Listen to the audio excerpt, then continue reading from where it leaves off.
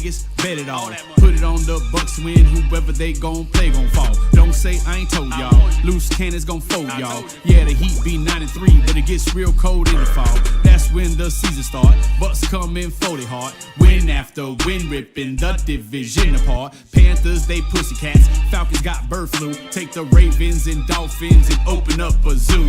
Cause one thing's for sure, better than the Bucs, they show lane. No, and every day in Tampa Bay, we say fuck the Saints. We in Tampa Bay, baby.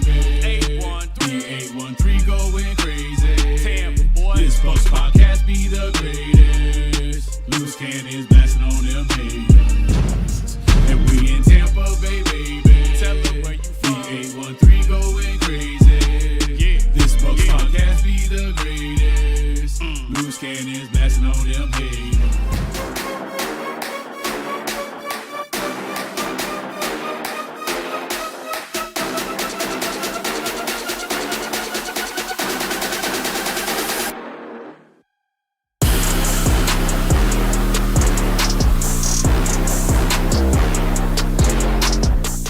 What is up, Bucs Nation? It is Tuesday, September 16th, 2025, officially a Victory Tuesday for the first time this season. You're watching the Loose Cannons podcast. I am your boy, the Samer Ali, hanging out, as always, with my pale brother, who came prepared with the victory fucking shades, okay? One and only stank bastard in the intern's closet is Intern Izzy, who will hopefully keep the porn bots at bay tonight. Boys and girls, before we go on and attack this amazing episode, by the way, tonight's thing, I believe we have a great show tonight, but I have to remind everybody, make sure you hit the like button, hit that subscribe button, and leave us a comment on your way out on what you thought was the most impressive part of last night's Week 2 victory on Monday Night Football over the Houston Texans. And as always, check out loosecannonslive.com, where you can listen, watch, and also leave a voicemail directly on our website. And just everything Loose Cannons related, okay? And as always, you can listen to us on iTunes, Spotify, Google Play, and also Pornhub. So make sure you guys check us out on all those platforms. Of course, the last one being my favorite, Stank. All I heard was that we couldn't win on primetime. All I heard was we're not going to be able to handle the defensive line of the Houston Texans. All I heard was, man, last time we played this team, Todd Bowles looked like an absolute moron. All I heard was, there's no way Jamel Dean's going to be able to cover any of these wide receivers and find any way to get his hand on a ball against CJ Stroud. And yet last night, everything that I heard was all fucking noise, because the Bucs came away with a gorgeous win, a beautiful win, just a fabulous fucking win on Monday Night Football, comeback style, no doubt in my mind. Stank, what a fucking Monday. What a way to kick off the week. That's how you do it, man. They had us edging. It was an uncomfortable game. I shit my pants many times throughout the night, actually, as is tradition, being a Buccaneers fan. All the things you said are true. And we earned those stereotypes, right? We earned them because we have been terrible in prime time. And at some point, you got to take that monkey off your back and then run it over with the fucking car, okay? You got to Indiana Jones that monkey sometimes. You got to cut its head off and eat its brains right in front of your friends and share them with everybody. And that's what we did last night. It wasn't pretty, but it was beautiful. I mean, okay. I mean, adultly, it was beautiful, bro. The result was beautiful. That's all I care about. But, bubble guts the entire time for me. You know what, Stank? Unlike you, listen, when I was younger, I used to be like you. I used to think there were style points that had to be attached to a win. But man, at this point, you just need to win. You only get 17 of these. And if you can steal a couple that maybe you shouldn't have won, then you know what? You got away with it. You figured a way to just refuse to lose, like I teach my basketball kids. And you know what? At the end of the day, championship caliber teams figure out ways to win when things have gone completely uncomfortable for them. Overcoming adversity, finding ways to just will yourself to a victory when it all seems like you just don't deserve that victory. But I do think last night was a deserved victory. We'll start with the defense, Stank. We'll start with the defense. Started out slow again. But aside from the scripted first drive, which you expect most teams to be able to kind of put together a decent string of plays together, sometimes even score, right? And it's also kind of when you feel out exactly what your opponent's going to do. It's week 2. We don't know what the tendencies are of the Houston Texans' second play calling game of this offensive coordinator's career. Okay, we don't know what they are yet, so we really don't have too much to go off of. So you expect them to kind of fight it out. That first round in the ring. You know how that goes. And so after that, and the Bucs giving up another field goal, 10 points. After that, the Bucs really defensively, in my opinion, were fucking dominant, dude. They played their asses off, and they were staying on their head the entire night. And the only time they gave up points after that was when 2 special teams gaffes occurred with the punt and the block punt, or the punt return and the block punt. I mean, aside from those 2 moments, on one of those, they held them to a field goal, Stink, which is all you could really ask for when you give them the ball at like the 30-yard line. The other one was at the 26. They ended up scoring a touchdown. We get what happened. But other than those 2 moments, really, they fucking stood on their head all night and played aggressive. They were getting hands on balls. I wish they had some interceptions, squeezed some of those balls like we talked about last week. But man, they played their fucking asses off. Todd Bowles deserves a game ball. He was in his bag yesterday, bringing blitzes, creating pressure. We had a pretty decent amount of pressure even without blitzing at times. Our guy Greg Gaines in there just wrecking shit. Okay, Absolutely. They didn't know what to do with themselves. I couldn't have been more proud. One of my favorite players, as everybody knows. I know how much you love Greg Gaines. Absolutely. And just to see him go out there and shut up all his doubters. Okay, they just shut him up. I know half the people in this chat don't like Greg Gaines. I don't get it. Did you see what he did yesterday? Unstoppable force. Unstoppable. We all saw it coming. You could feel him. You just keep knocking on that door eventually. You just got to keep hammering away. Eventually, you're going to get through. And we saw him come through. Kalijah Cansey goes down. Vita Vea, for whatever reason, needs to rest. I'm not sure about all that. And this guy, dominant force he's always been, okay? Yep. Just comes in and absolutely just lights that pass rush on fire. And Stank, you talked about Todd Bowles being in his bag, okay? Going into this game in week 1, they had kind of a disheveled offensive line, Houston. And then in this game, they kind of got some of their guys back in some key positions. They were missing a right tackle, I believe, and their center, which was, I think, the biggest key. Their center was missing. And so Todd said, you know what? Fuck it. If my defensive ends and my edge rushers just can't get to him, I'll just shoot guys right up the gut all night long on the plays that matter the most, third down and on second and first down runs, right up the middle. And we'll just create havoc. And he was absolutely, you could see that is Todd Bowles finally getting a chance to drive his car, with the right pieces under the hood. Mm-hmm. Like it felt right. Still some pieces I think he still needs when you go to the 4-man rush. But Stink, last night, they held Houston's running game to 57 yards on 15 carries. They were just running into a wall. All right. CJ Stroud barely over 200 yards passing. And that's with that first drive where he looked pretty good. Okay. They were 2 for 9 on third down. 2 for 9. And they, like I said earlier, Houston only scored 9 points after that first quarter. And the Bucs consistently forced them to punt over and over and over again with a lot of what we were just talking about. Todd Bowles sends a blitz on third down, gets a sack, causes an incompletion, gets a hand on a ball, bats it down, creates a short pass. All those moments right in that game and that stretch that we had nothing happening on offense, the defense was absolutely awesome to watch. It felt great. And that's without Cansey. Sammer, blitzing is nothing new to Todd. Todd's been blitzing since he was born. He blitzed the entire time he's been here as a coach. What was different is we were sending blitzes and the coverage was still pretty sticky. Mm-hmm. CJ Stroud did not feel comfortable. He did not have his hot reads ready. We had the hot reads covered.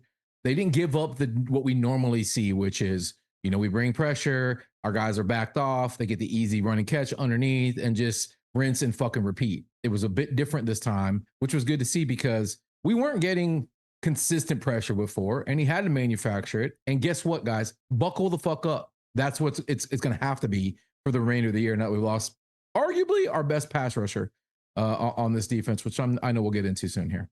Yeah, so my thing is, I think someone's mentioned this in the chat.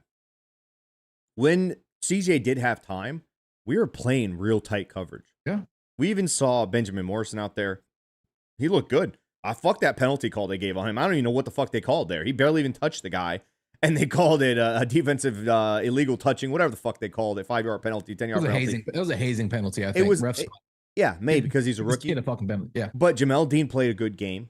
Okay. Zion McCollum, that touchdown, I mean, I don't know what else he could have possibly done. He got beat. Sometimes it happens. And that was an absolute perfect throw. I mean, he put that on the business card corner, the only place you could have possibly thrown that ball. It was perfect throw. Aside from those few moments, CJ Stroud, when he had time, didn't have anywhere to go with the ball because we were covering these guys. We played them well behind the blitz, like you said, Stank. We weren't playing off coverage. We were playing tight, sticky coverage behind those blitzes.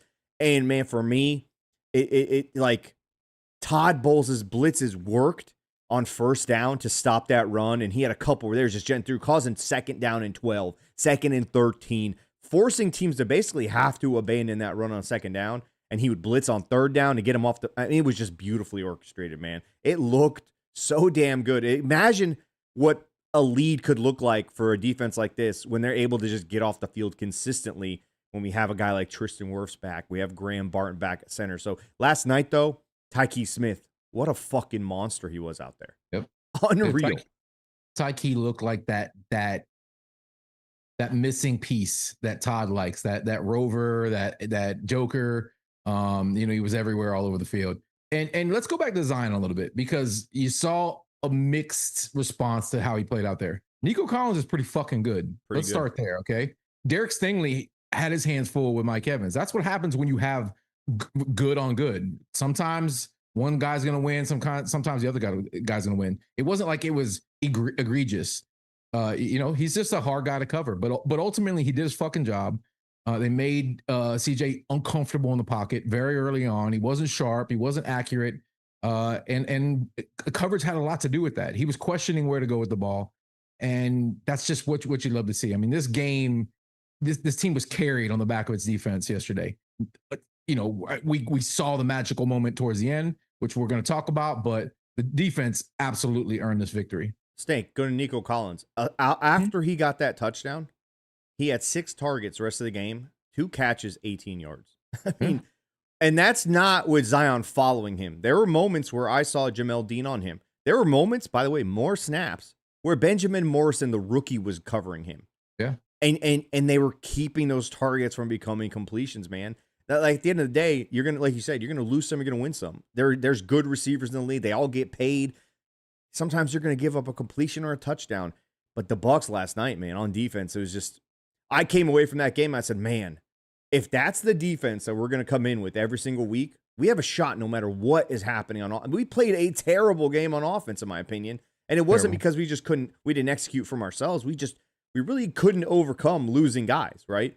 And that might be the next topic here. I completely forgot. The duct tape boys, bro. You got to feel bad for them, okay? I mean, they did their best out there. You got guys playing positions they didn't practice all preseason. Guys playing positions in the NFL against top tier, top 3 pass rush talent that they've never played before. They played 1 week, and they didn't even practice the fucking week before that.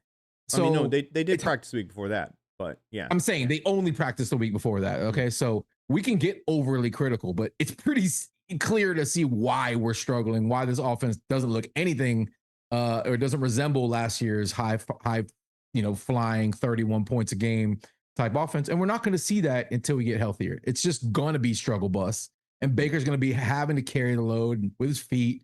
And we're going to need magical plays out there, and hopefully the defense continues to play stout. Before we dive into Baker, I was going to add one more thing. We didn't even mention Elijah Roberts, who came in. Yeah. Filled him and Greg Gaines looked like they were kind of platooning that position. Elijah Roberts looked pretty fucking good, man. It's hard to look good. It's hard to look good next to Greg Gaines, but Elijah shined. You know what I mean? I mean, next to Vita, you could see that he's almost the perfect prototype of a player to play next to a Vita, because he's got the pass rushing speed and acumen kind of naturally built into him. He was really good at SMU, and he always looked like he was the best player on the field when he was out there. And so last night, to see him playing next to a Vita Vea and getting his nose dirty, making plays, man. I believe he was the highest ranked defender by PFF for the Bucs last night, which says a lot, because I thought there were some guys out there playing their absolute asses off. I wasn't. I think he only had like 18 or 19 snaps, but this kid's gonna have to grow up real quick moving forward because Kalijah's gone for the season. He's gonna get a chance to play. He's gonna get a chance to shine. I thought at some point he was gonna force himself onto the field regardless because of Logan Hall, but now you have a position there where he could rush the passer, and if he can learn to stop that run, Stank, I think we have a decent enough unit to kind of overcome. Now let's go back to Baker, okay? Real quick before we move on to the offense, all three of the rookies out there, all right? We didn't even mention Parrish, who had a couple more splash plays just like he did week one. We got three young guys out there: Morrison, Roberts, Parrish. We're gonna have to rely on, and so far, I kind of like what I've seen from those guys.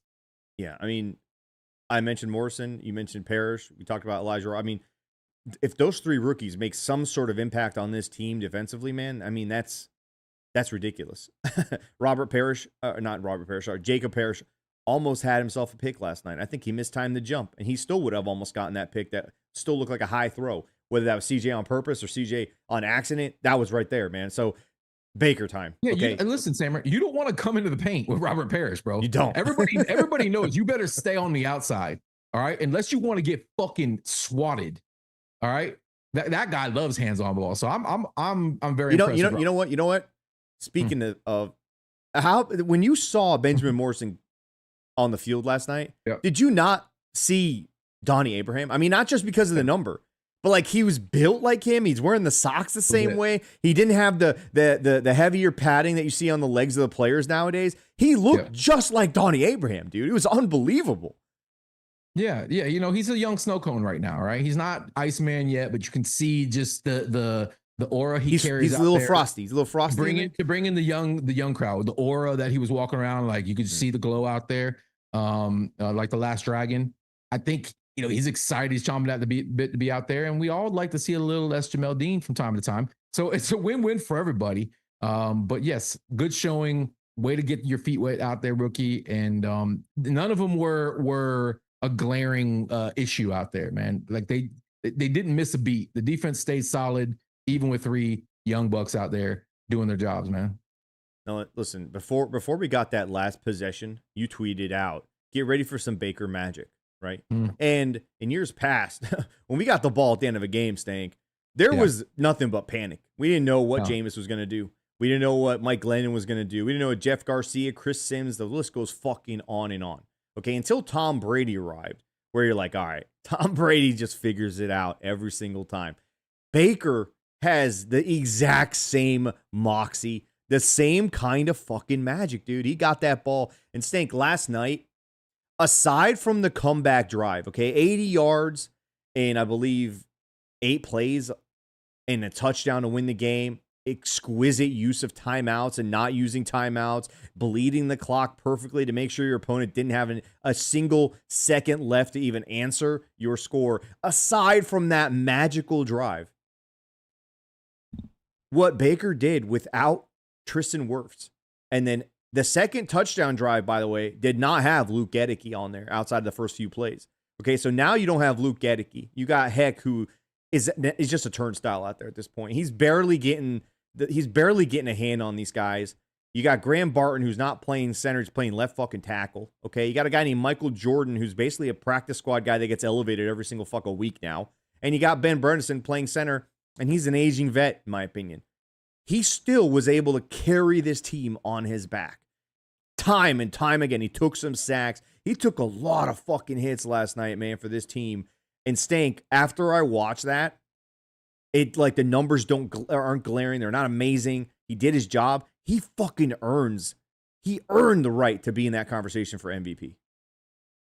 I hate to be get distracted. You know, it's easy to do, but I keep on seeing people dubbing Baker and Ibuka bacon eggs, which I think I like that. I like it a lot. I like bacon and eggs. There's something you guys had something to it. Yeah, dude, Baker. Oh God, man. You know, we haven't had a guy like this, man. I'm sorry. You know, outside of the short marriage with Tom, we haven't had a guy that we can count on who's just going to be the rock for this fucking team. And I'm usually, my dick is actually shriveled up into my body like a turtle hiding from a predator, typically on the last drive. Every single time, bro. Every single time. The amount of shrinkage that goes in to the energy in my body. I live in a state of fear. Okay. But for whatever reason, Baker's rubbing off on me, bro. Okay. Because I wanted them to score. I wanted them to give Baker the ball back. It fucking happened. You got Baker dick energy?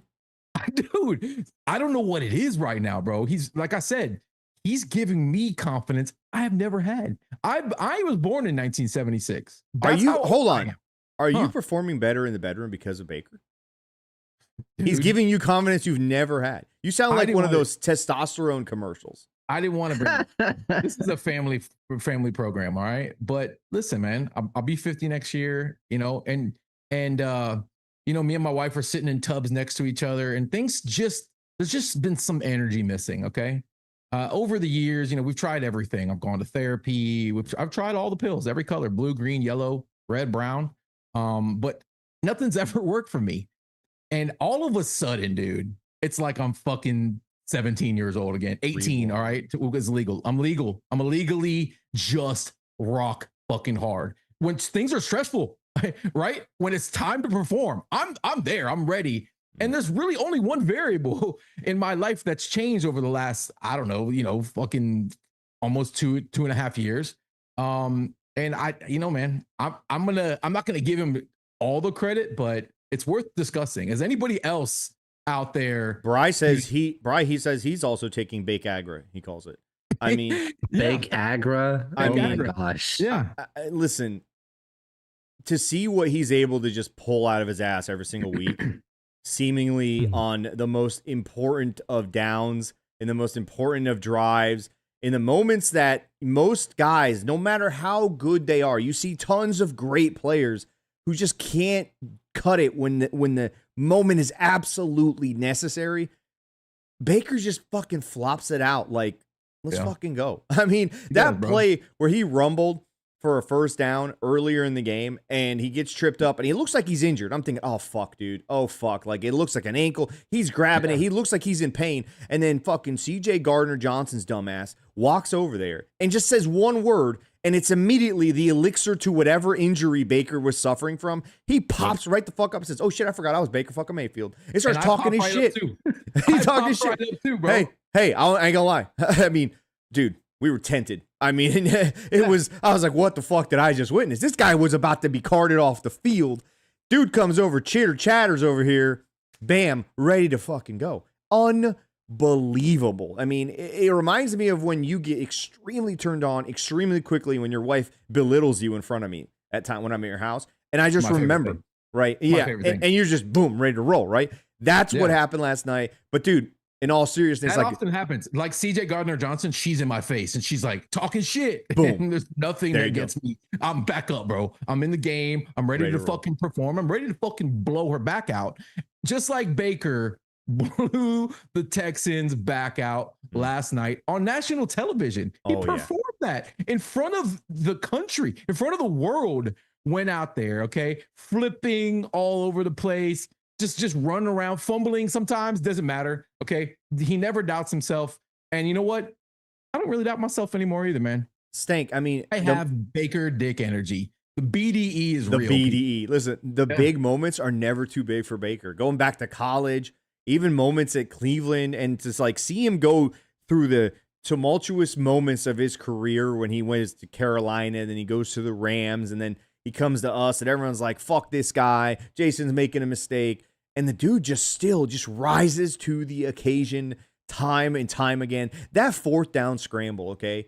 Fast forward to the fucking drive that mattered the most. Dude. That fourth down scramble, that guy was dead in, like, that was a sack. The game was over. Bucky Irving couldn't pick up that blitzer with his tiny frame. It was over. The game was gone. It was done. We had 3 timeouts. So we maybe could have gotten the ball back, maybe, but it felt like every other game. And all of a sudden, Baker just fucking magician, just fucking Houdini's himself past the line of scrimmage. And if it wasn't for Sterling Shepard slipping down the field before he possibly tried to block that defender, Baker might still be running right now. I mean, it kind of worked out in our favor because we were able to milk that clock. But what a fucking play, dude. He said, you know what? I don't need an offensive line. Everyone get the fuck on my back, okay? let's fucking go win a goddamn game on national television and show everybody that we have struggled and we have our issues with our injuries. It don't fucking matter. We're going to win this fucking game because we're fucking champions. And this team stink. They fucking all believe in him, dude. It's unbelievable to watch. Yeah, it's a different thing when you win games where you probably arguably shouldn't. And even Baker in the press conference afterwards is like, we're not even close to playing our best football right now. Like, he's like, not even close. This is what you're looking at right now. That's not who we are. And as we get healthier, and hopefully we will, and we got the Gadecki news, and I didn't take that, after hearing the Kancey news, when they said Gadecki might be out a couple weeks, I'll take it. I'll take it because I was fearful we were going to lose him long-term too. So I eventually we're going to get our fucking mojo back. We're going to get our weapons back. And if the defense continues to trend in this direction, even without Kancey, which they played the majority of this game without Kancey, and we're still kind of able to hold their own a little bit. I mean, don't get me wrong, bro. We are going to miss Kalijah Kancey. We're going to feel, his presence, the loss of his presence, I should say. They're going to have to figure out, somebody's got to step up, whether it's Elijah Roberts, Greg Gaines, or somebody to bring off the streets to help that rotation. They're going to have to figure that out. And my thing is they still stop the run no matter what. We've seen plenty of stretches for Todd Bowles in the same team without Kalijah Kancey, and they still stop the run. And that's not a knock on Kancey. It's just the way the defense works. It's everybody's hands on deck to stop that run. It's a multiple formation front. All that stuff plays into it. You're gonna miss him, I think, in the pass rush moments of the game, stunts like that. He's a guy that can demand attention, which is what we're gonna miss, I think, because then you're kind of forced to pick your poison between him and Vita, and then you got guys looping in behind him, all that kind of stuff. But back to Baker and the offensive line.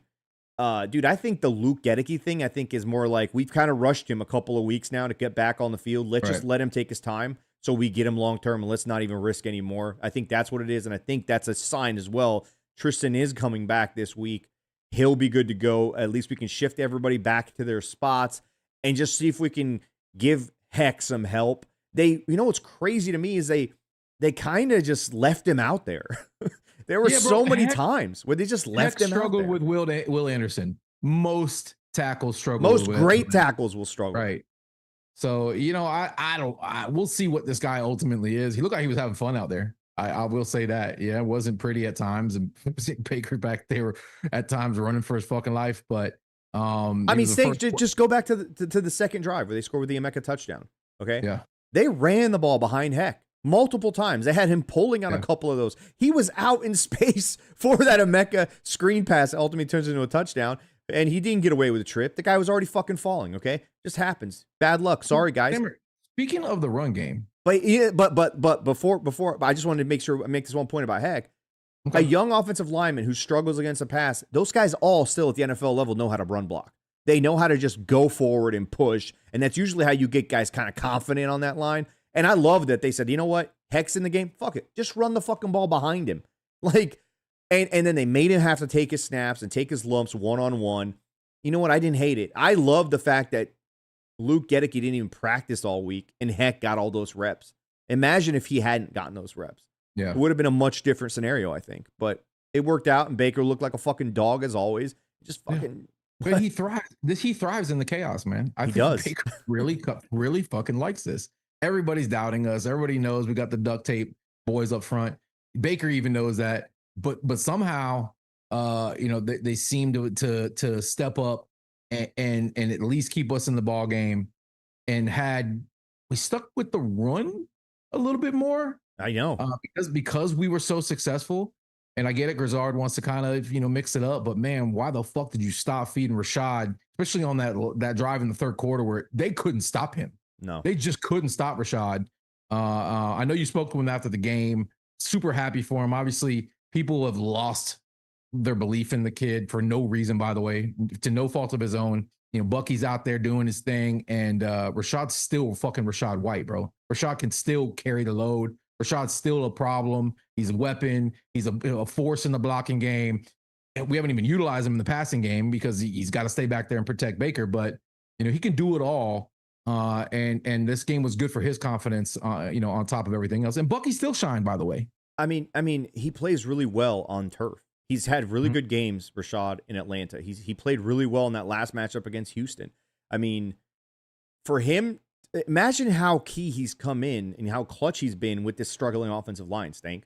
And Bucky's done his job as well in terms of blitz pickup and being back there to help Baker out. But Rachaad puts his head in there, and he's a big back. He's tough to run over. Yeah. I mean, you need a Fred Warner type of linebacker to really run his ass over. You send a corner in there, he's not beating Rachaad. And Rachaad steps up. He does all the dirty work. You never hear him complaining. He lost his job.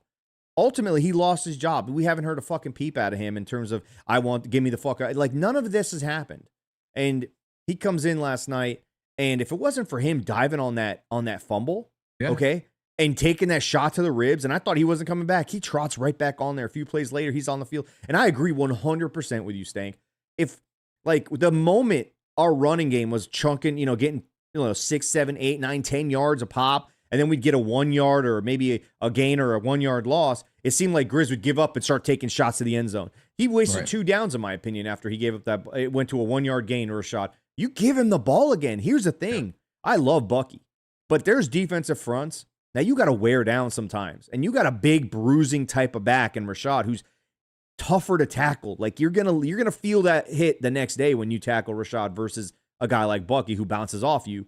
So they should have just, I thought against Atlanta, they should have used him even more. But last night was a real good example of how you should use a Rachaad and a Bucky in tandem to build your running game. Remind me of a lot of what the Lions do with Gibbs and with Montgomery, with 2 different style guys.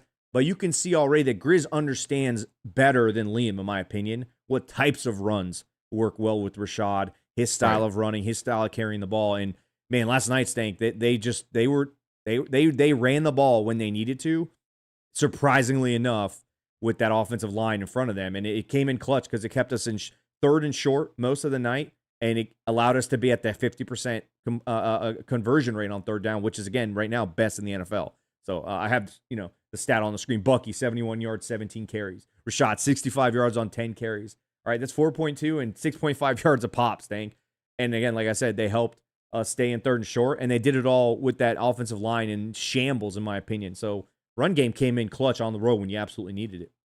Shambles in the passing game, pretty fucking good in the running game. And you know what? Sometimes you got to go with the guy who's feeling it.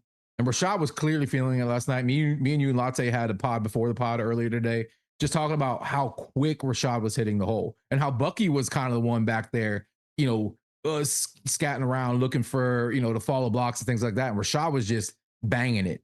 And that seemed to be what was working, more so than having the ability to kind of get behind our number ones and just kind of float and find the hole and make things difficult. But hey, by the way, Houston's a good fucking defense. Very good defense. Come to find out, Atlanta is a good fucking defense. Did you see them play Minnesota? See those rookies out there performing, bro? That's a good defense. They were a good defense last week as well. And, yes, we don't like giving that team credit.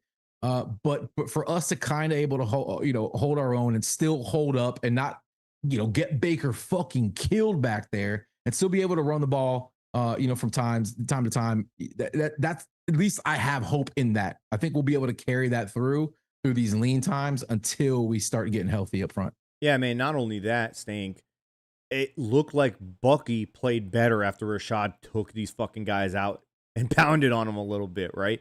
Because then you sprinkle in that Bucky, have him catch him. He also caught, I believe, a handful of passes for 60 yards, 50 yards, something like that out of the backfield. Not Rachaad, Bucky. So, again, I think that they're finding a really good balance between the two. Bucky had the catch of the game. Absolutely. On the final drive, that stop, catch and run, that stop, that 30-plus yard gain, that was the fucking play. Outside of Baker's 4th down run, that was the most impressive offensive play of the game for us, man. Incredible. Bucky doing what Bucky does. I could hear the Bucky chants. I know the Bucs fans were out there representing as well. Good shit.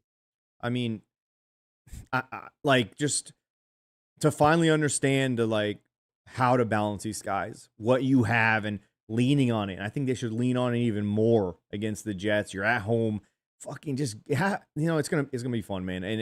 And to going from the struggle they had against Atlanta, like you said, Stank, they did it against, in my opinion, the best defense in the NFL is the Houston Texans, arguably. If you don't think that, sure, you can definitely say they're the best defensive front in the NFL. I mean, they have guys everywhere. they were getting after Baker, but in the run game, we had those guys gasping for air. We should have kept it. We should have kept on going to that well, but it came to life when we needed to, man. And it ultimately it saved us last night, which is crazy considering how Baker was able to put the fucking team on his back as well. So fucking tip of the cap to the fucking boys and Grizzard, by the way. Grizzard called the plays. All right. He called the plays. Stank, think about this. He's not only had to like do this without Tristan Wirfs, he also had to all of a sudden do it without Luke Gedeke out there. And to do it without his starting center out there playing center. It was like all things considered, and the criticism I do have, some stuff, little nitpicking type shit. He's fucking done pretty damn good, all things considered, man. He really has. Yeah, he really has. I'm ultra critical of our offensive coordinators. I did it with the 9Ps Dave. I did it to Liam. I'm going to continue to do it to Josh. Josh is not the issue with this offense. We all know what it is. It's easy to diagnose the problems. This is not the Bucs offense. This is a percentage of the playbook, and they're having to do a lot to make up to kind of protect, these gaping holes that we have out there now. Hey, Intern Izzy. How you doing, bud?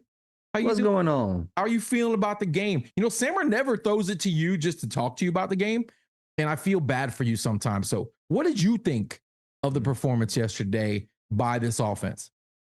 Offensively speaking, I think it was a hell of a showing.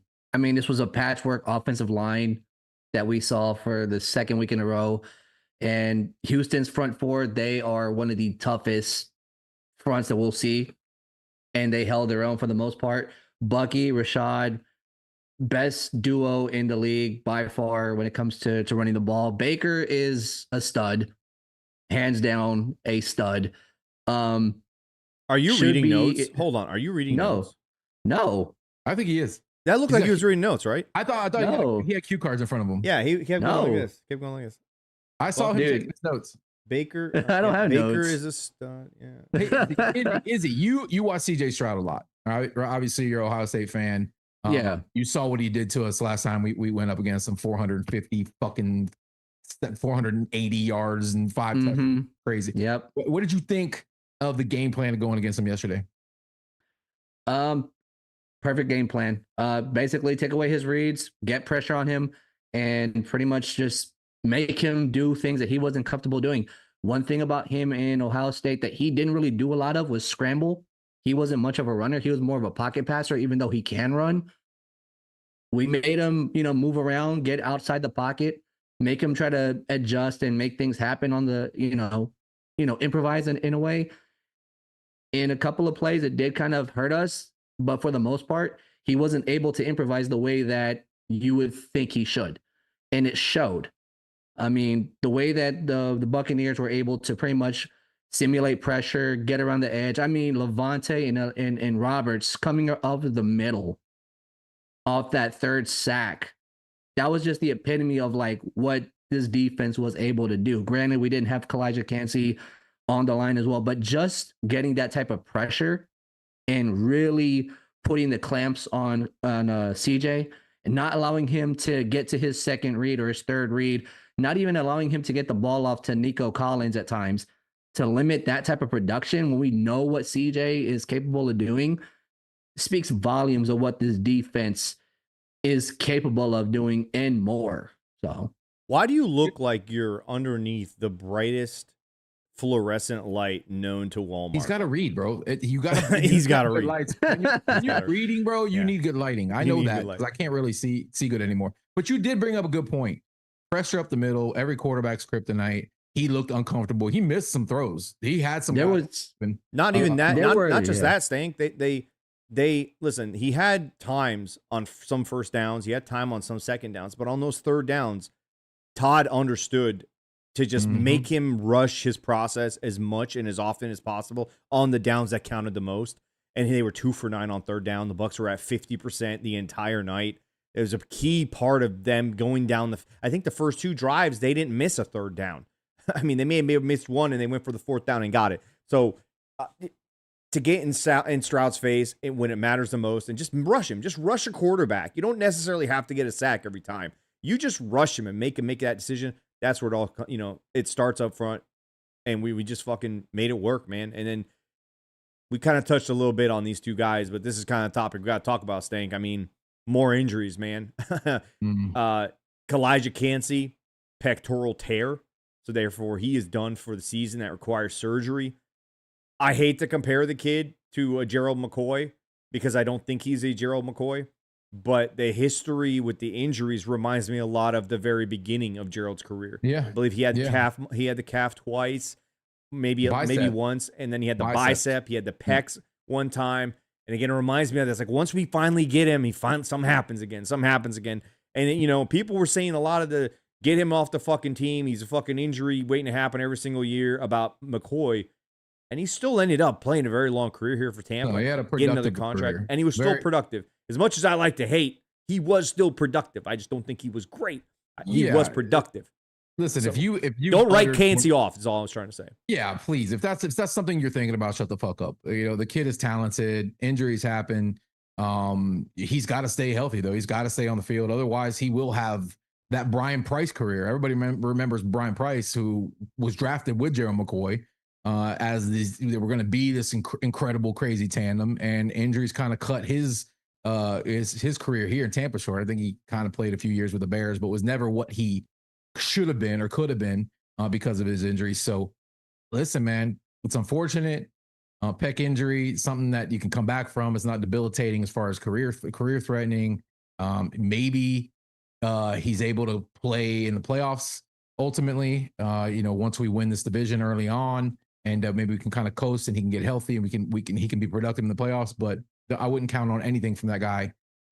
He's got to figure it out, man. That's a weird one. And the rep too just didn't look crazy, but it's like one of those Achilles injuries. You're like, what the fuck happened? I think it happened possibly the play before, and then he just kind of finished it off by moving once, and then over to Luke Gedeke.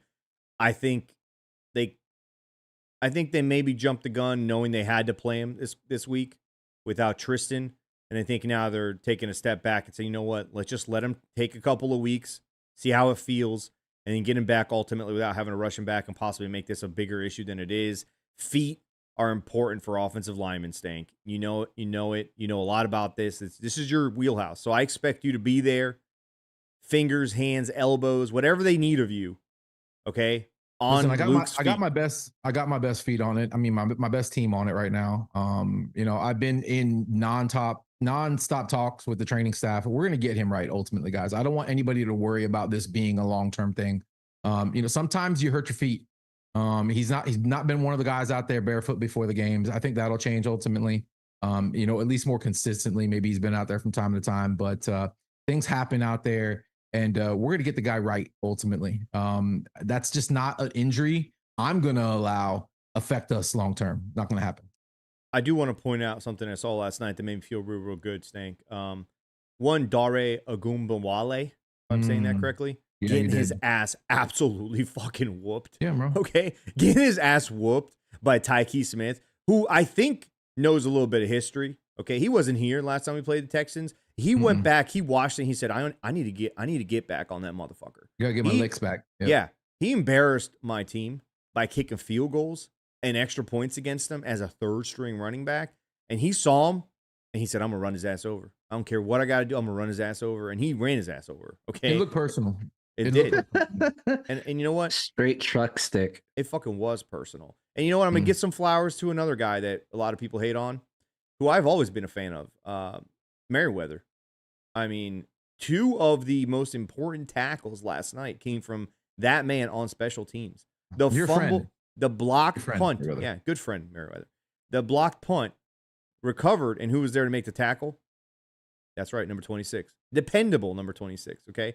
And then when that punt return, which was illegally allowed to occur and continue and stand, by the way, with a illegal block in the back and also a non-call on a fucking holding penalty, guess who was there to make sure that man didn't score a touchdown on what could have been a massive momentum swing of a play? Ultimately, they scored a couple plays later.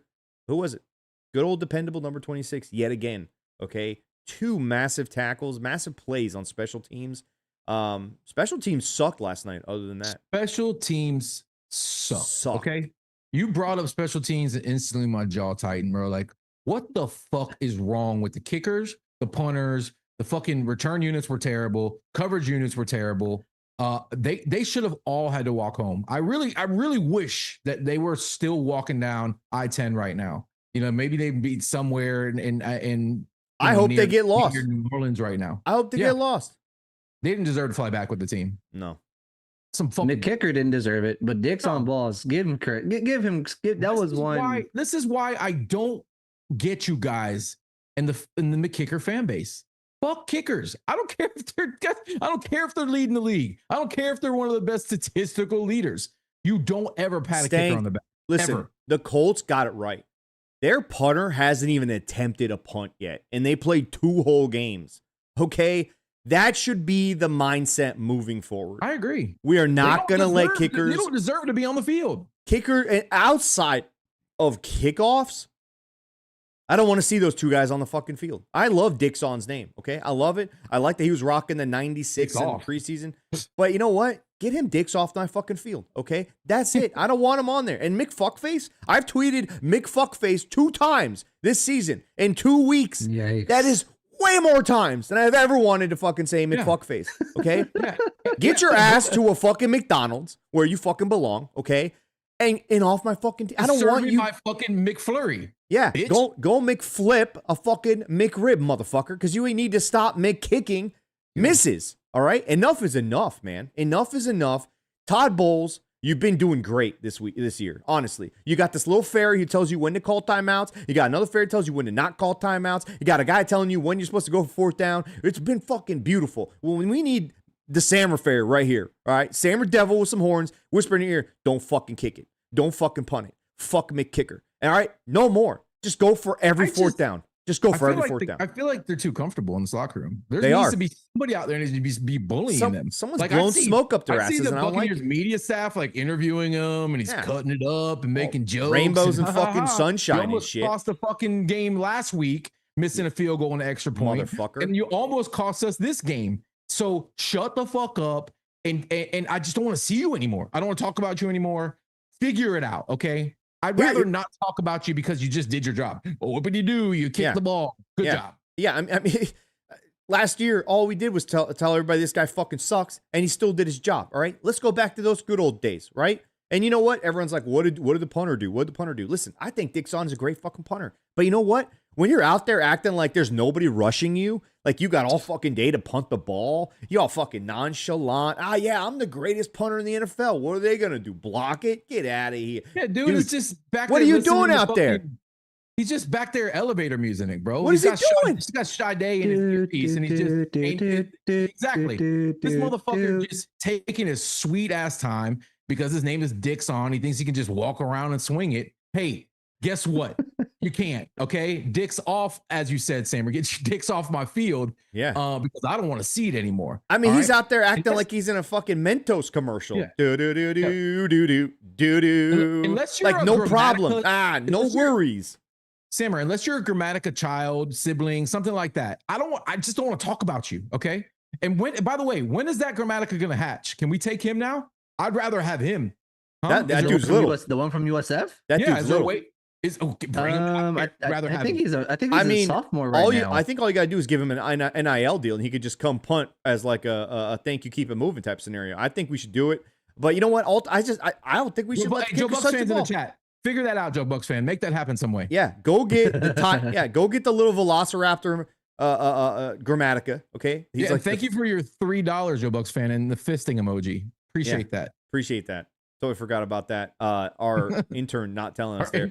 But listen, I'm with you, Stan. Talk for more than $5. She's not I just don't understand the nonchalant. Like they got close a couple of times, and he's just out there like, oh, no big deal. Like, what are you doing, dude? Like it was just weird. It didn't make any sense. You know what? I coach a basketball team, okay? And the one thing I tell these kids, you give me effort and you're never going to be in the doghouse with me. All right? You can miss shots, you can miss layups, you can even miss on defense sometimes when you go swipe. But you give me effort, I'm going to feel your effort. But the moment I feel your effort is just lackadaisical, like you're over here at a fucking spa or a fucking bed and breakfast, like you got I'm just walking down to the fucking continental breakfast downstairs. No, fuck you, man. You need to get the fuck off my field. I would have cut him if that was one of my kids at the free throw line, just taking all 12 seconds. He's fucking hitting the pine. All right. I don't care how much we paid you, dicks on. Fuck off. None of this shit. This happens again. It's over, dude. Kick the ball.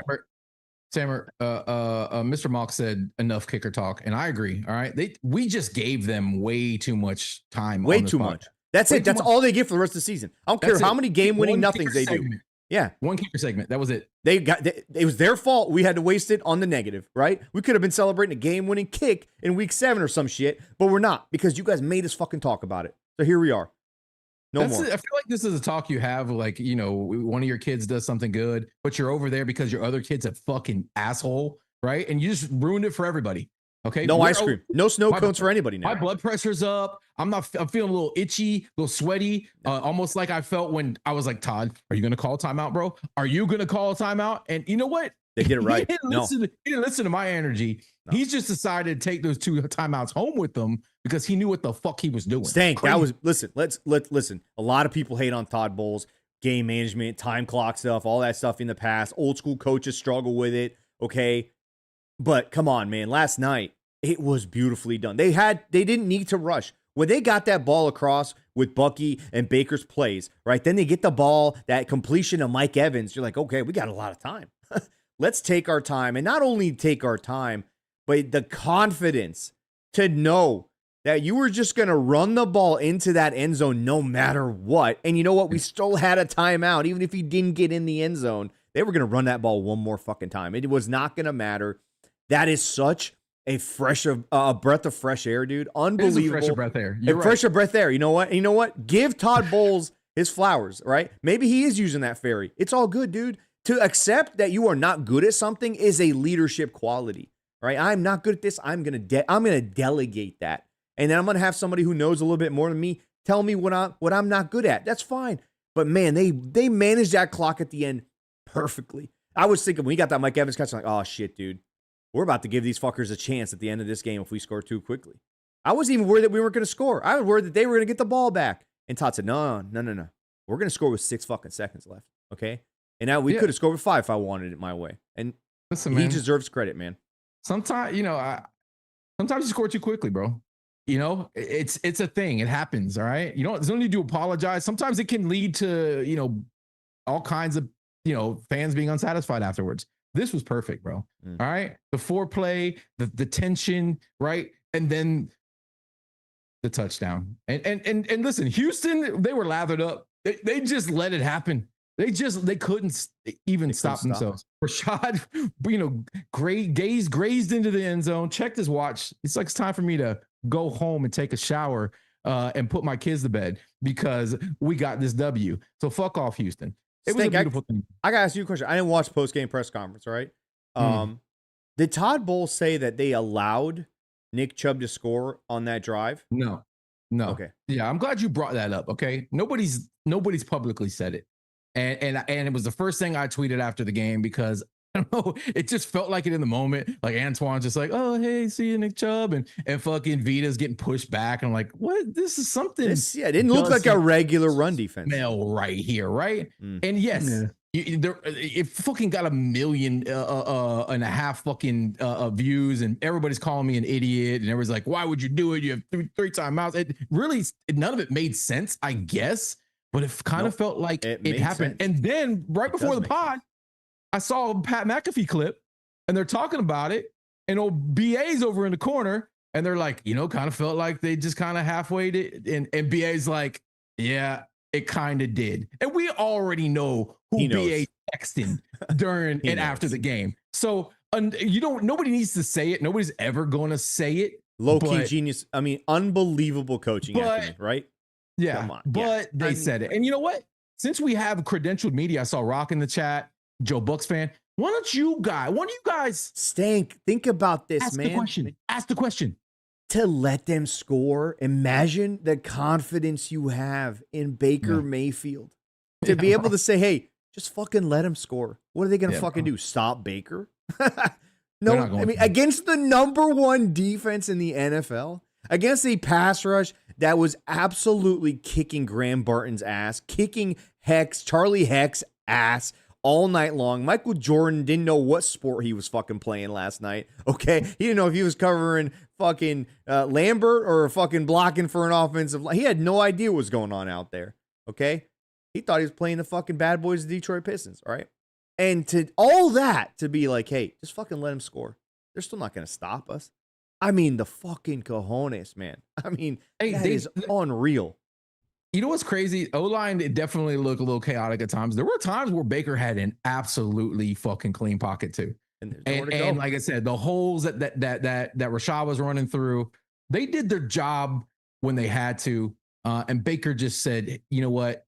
Yeah, I know this is a tough ask for you guys. I'm going to put you guys on my back, all you guys, and just fucking run you down the field and carry this team to victory, man. Which is just a legendary performance by Six and this team. And I can't imagine their confidence right now. And just knowing, bro, like you just got one arm tied behind your back. You're missing all your boys out there. Yeah, two hands tied behind your back.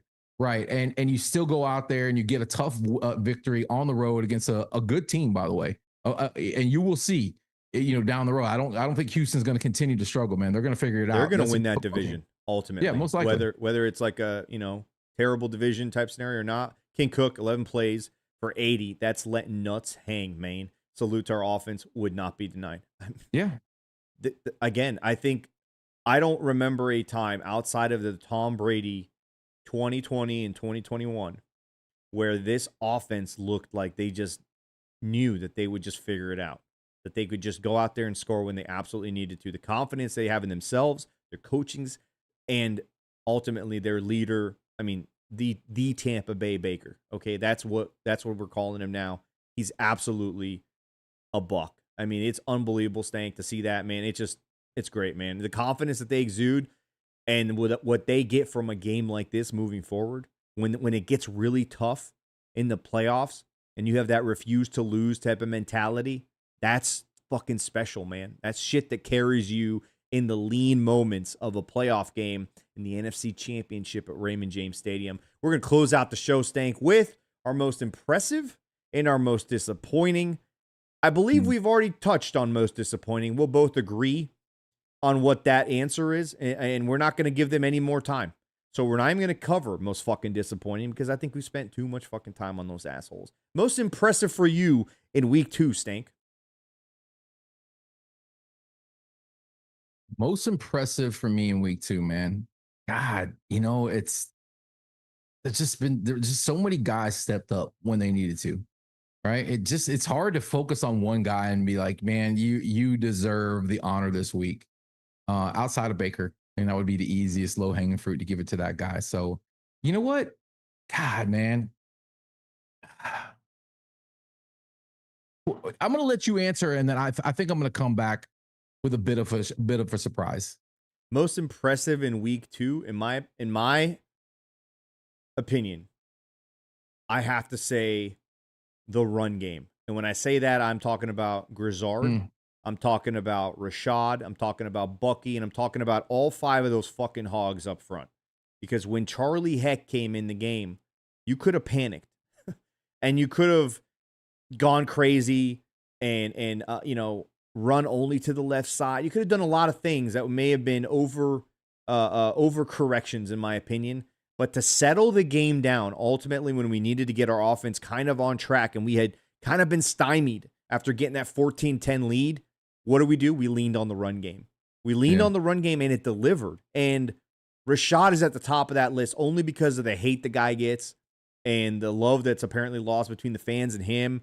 But for him to step up when it looked like Bucky was not doing the job, and he kind of opened it up, kind of just gashing chunk after chunk after chunk, got us down there. He was one toe away from scoring a touchdown before we decided to go 2 plays in the end zone. And so the run game for me was the most impressive. And you couple that with the fact that they did it against, in my opinion, the best defensive line in the entire NFL. And it just barely better, in my opinion, than the fucking Eagles. But they are a good front. They are a good front. They're fucking sound. They're disciplined. The linebackers play the run well. And we went out there and ran the ball for over 100 yards by, I believe, the end of the third quarter. So that right there, most impressive thing for me in week 2. Because if there's a team on this schedule, as I say, we weren't going to run the ball against, it would have been them. And we fucking figured it out and ultimately carried us, and it led to a victory, in my opinion. Listen, Bucks fans aren't gonna like this one. As I said earlier, bro, I've never lost faith in this guy. He just needed an opportunity.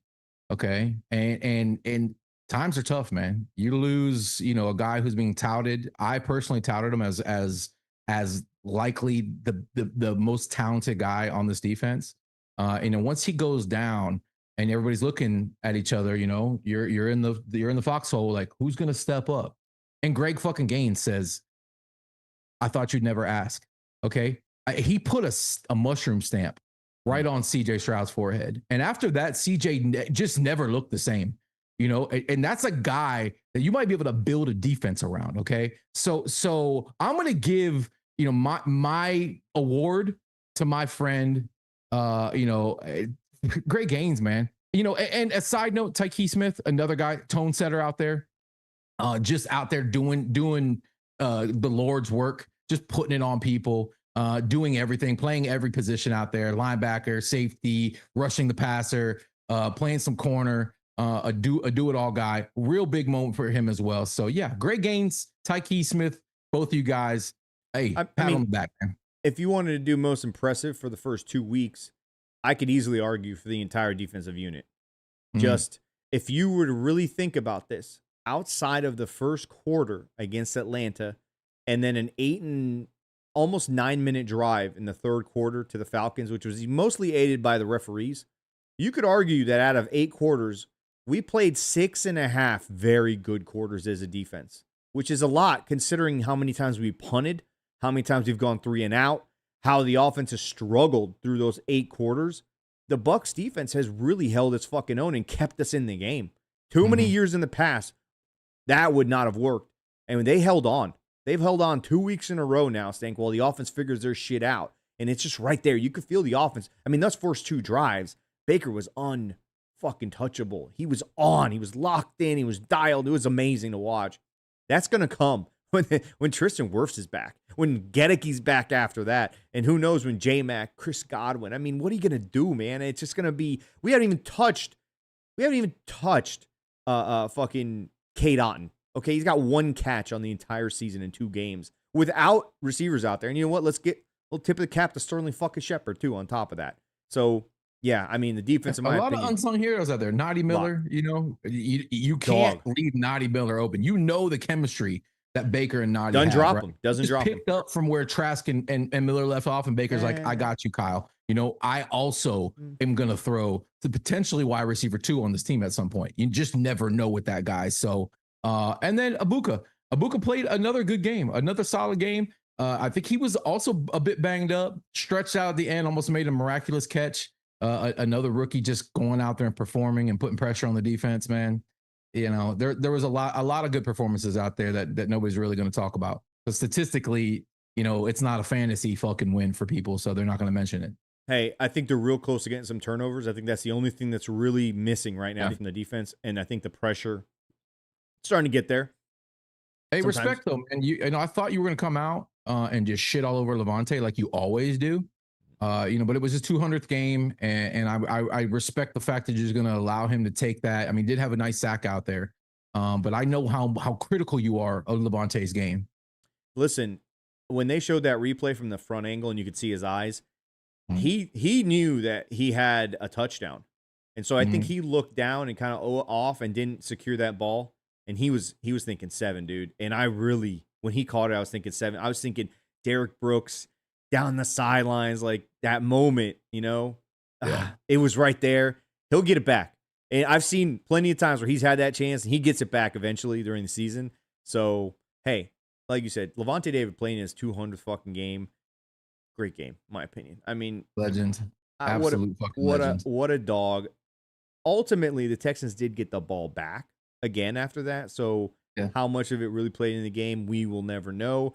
The most important thing last night was that goal line stand from the 1 yard line, 3 straight downs, 0 points. Phenomenal. All right. Phenomenal. Yeah, shout out to Houston's offense coordinator. You're a fucking dumbass, sir. You are dumb. Yes. You're stupid. You're stupid. Thank you, though. We are 2-0. Okay. Yeah. We were 2-0 last year, heading into week 3 against the Denver Broncos team that nobody was giving any love to. And I believe our team overlooked. Liam had a pretty bad game, in my opinion, as a play caller. I think that lesson will come and come to fruition this week against a Jets team that's also struggling, but could sneakily beat you, okay? They fucking went toe-to-toe with Aaron Rodgers and the Steelers the week before and were one bad play away from winning that game. So you can't take them lightly. And I think that lesson from last year and the first 2 weeks, winning close, tight games like that, this team will be ready, man. So we'll talk about that one on Thursday night. You guys better be here. What about the biggest hurdle going into Sunday? Are we going to talk about that on Thursday's game show? Yeah, the absolute Thursday's night, the elephant in the room, right? Yeah. Everybody's talking about, you can't win on prime time, right? There's another big hurdle that you never stop talking about, and for some reason, right now you're going to forget what that hurdle is. I will say this, okay? If there is a way to reverse the curse of the creamsicles, it may be the white creamsicle, the original uniform, okay? That might reverse it. I'm not a fan either way, but I do think the uniforms themselves look pretty damn nice on the players. The jerseys that you have to buy, dog shit. But aside from that, we will talk about it on Thursday, Stank. We're going to talk about the creamsicles, talk about the Are you Jets. going to be wearing creamsicle on Thursday? I might. Who knows? I mean, I got some amazing swag from Duvin Design the other day. Thank you, Duvin. Me too. So props to those guys. Shout out to those dudes. You guys got to go to the Bucs website or go to duvindesign.com. Check out that stuff. They got some amazing Bucs retro collab stuff coming out. And they do have a hat. They do have a hat that wasn't sent to us, Stank, but I will be getting my hat this coming week, and I'll do another little baby unboxing video. Yeah, they got 2 hats coming, so that's going to be dope. We'll see you guys next Thursday. As always, don't forget to listen on iTunes, Spotify this Thursday. Listen to on iTunes, Spotify, Google Play, and Pornhub. And always, you can watch or listen to every episode of the Loose Cannons podcast ever recorded in the history of mankind on loosecannonslive.com. And hit the like button, hit that subscribe button. Leave us a comment for your most impressive in week 2. Stank, it's weird. It's a Tuesday night. We're talking about football. Go Bucs. Go Bucs.